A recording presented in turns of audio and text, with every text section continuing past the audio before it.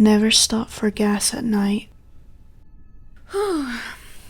Growing up as a girl, I've always been told to be cautious. It didn't matter if I was going to the mall or leaving from work.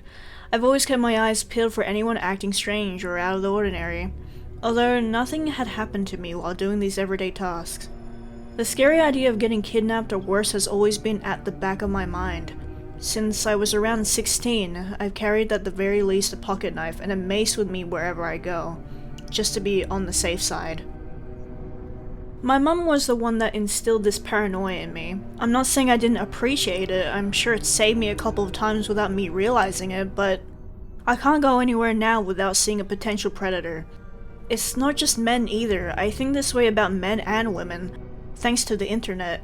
Seeing scary videos and stories about couples trying to bait teenage girls to their cars and homes and just push this paranoia further and further. In a strange way, I'm glad it did. Getting gas at night was something I did often, which went against basically everything I was taught, but sometimes I forgot to get it earlier in the day and I just didn't have any other choice. Last night was one of those nights. I remember the price, $3.96 a gallon and $3.93 after my rewards. I was close to an empty tank and I had the money to fill it up, so I just decided to go until it was full. For some reason, the pump was going pretty slow, but I wasn't in too much of a rush. I just sat against the side of the truck, watching the price on the screen climb higher and higher. There was a slight breeze and the air was cold, but not cold enough that a hoodie wouldn't keep me warm. I unlocked the trunk and grabbed my hoodie from the back seat, making sure that I didn't fully turn my back towards the empty parking lot. Once I closed the door, I could barely see a glimpse of my reflection in the back window. It wasn't only me in the reflection though. With my pocket knife in my hand, I turned back toward the pump.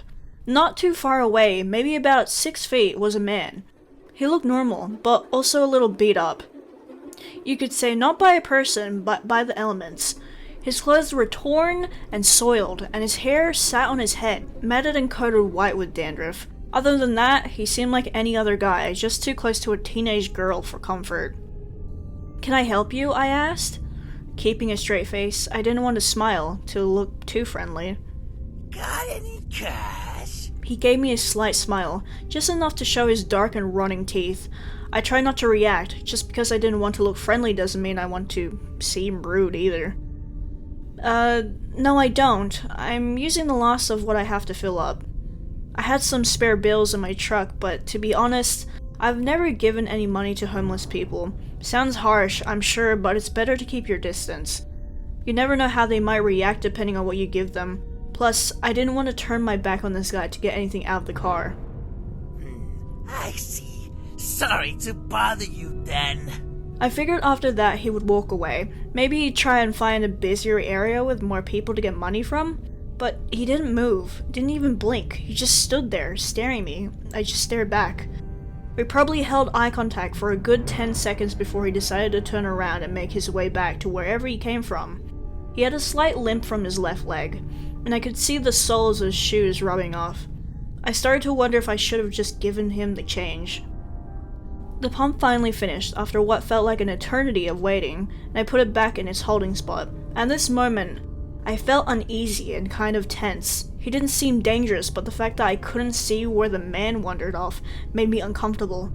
In fact, I really couldn't see anything. The 2 streetlights and a few flashing bulbs near the front of the gas station didn't provide me with much to go off of. And noticing this just made me more freaked out. I had a feeling I needed to get into the car and fast. I hopped in the front seat, locked the car doors, and checked the back to make sure there was no one back there. Empty, thank God. I turned around to face the windshield and literally almost pissed myself. The man was back, but he wasn't alone. Next to him, not even 2 feet away from the front of my truck, was a woman. She was small, maybe malnourished and underfed, and had the scariest smile on her face I'd ever seen. Her teeth were worse than the man's, even though there weren't many in her mouth to see. I assumed that they were not only homeless, but on some type of drugs as well.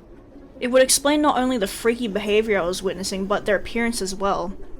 I could barely grasp my key in my hands from shaking, but I managed to start the truck. I turned on the headlights and honked at the pair. Nothing. They didn't move. They didn't try to talk. They just had the same smiles on their faces, menacing and sinister. My chest started to hurt. I knew I wasn't having a heart attack, but God, it felt like I could. As I moved the gear shift to reverse, I saw the woman hold something up from my peripheral. I was almost too scared to look, and honestly, I wish I never did. The nose on the girl's head she was holding was missing. It didn't look like natural decomposition, not even close. Ripped skin surrounded what I assumed was broken cartilage, and I couldn't tell that her nose was bitten off. Her eye sockets were hollow, and God only knows what they did with her eyeballs. Frozen in fear, all I could do was watch as she ripped the teeth from the girl's lifeless head, placing them one by one in her own mouth. I saw the blood starting to ooze from her gums as she forced them into the sockets. The man just stood and watched her, his gaze not departing from her. At this point, I was ready to throw up, but I also couldn't look away. I knew I needed to get help. I grabbed my phone without looking away from the couple and called the police, reversing my truck and driving off on the road in the process. By the time they asked me what the emergency was, I was in hysterics, snot and tears dripping from my face. I doubt they could understand much of what I was saying, but they at least got to the location. That's all that mattered. I'm not really sure what happened after that. I didn't really provide any identifiable information about myself, just what I could explain to the dispatcher about what I saw, what I wish I didn't see. I've had a nightmare about it every night since then. I've had my own teeth ripped out, saw the woman staring at me through my window with a bloody smile, and thought I was waking up to the man in my room watching me sleep. I don't know if this is something I'll ever get over. If only I could forget it. But I know one thing for certain now. I'll only be getting gas when the sun is up. Never during the night again. I don't want my eyeless, toothless head to be the next one found, all because I want to fuel up late at night. I caution you all to do the same as me, and avoid it. At the very least, carry something to protect yourself. Maybe something stronger than mace or a pocket knife. Who knows what good that would have done for me had I needed it. Most importantly though, keep your head on a swivel. Because if you don't, I guess you never know where your head will end up next.